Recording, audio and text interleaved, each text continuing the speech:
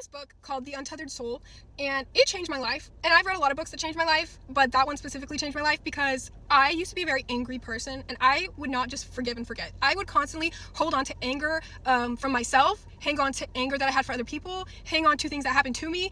And when I read this book, and also, like, I'm sure you guys have heard of, like, the Let Them theory by Mel Robbins, where she talks about how if someone doesn't want to be with you, if someone's going to act a certain way, just let them. Like, it's not your issue. Just, you can only focus and worry about yourself. And I think that's really true. But in this book, basically, he talks about how everything that has ever happened in your life can get, like, stuck in your heart center, basically, like the energy of it. So, say he used an example in the book as this guy who was having a normal day, life is flowing through him, cars are driving by, he's just living his life, and then all of a sudden he sees a car that looks like his girlfriend's car, and it looks like people are hugging in the front seat. So immediately he gets a tight chest, he gets pent up with anger. And even though he doesn't know for sure if it's his girlfriend, he starts filling his mind with, she's cheating, she's lying, this and this and this.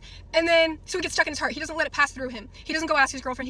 He lets it build up inside of him. And then years down the road, he's not even with this girl anymore. He's married, happily with kids, and he sees a situation that looks exactly like what he saw. Again, it's a car that resembles his old girlfriend's car with two people hugging in the seat. And immediately he gets irritated and frustrated. And even though that was forever ago and he doesn't actually really care anymore, your heart demands to be felt what you didn't let pass through it. So if you have an anger towards one person and you don't release and let it go, anything that reminds you of it is going to immediately make you feel upset and angry, and until you let it go, that is what is going to keep holding this weight on your chest down, is because it demands to be felt and released and let go. You have to let it flow through you.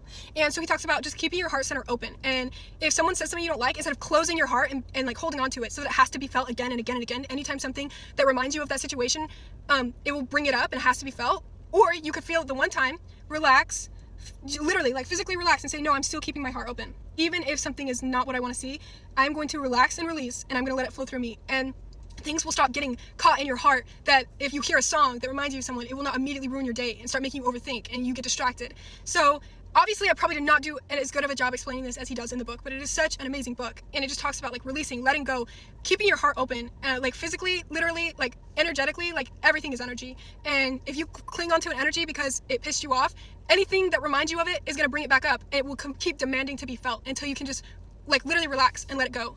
And anytime something happens, you just relax and let it go. And I know it sounds simpler, but forgiveness is truly the key to happiness and freedom for yourself, not even for the other person, okay? So I hope this helps. I really encourage you guys to read it because that book changed my life. So if something's bothering you, just relax, release, let go, and don't allow things to get trapped in your heart that they have to be felt anyway. You're only making it harder for yourself.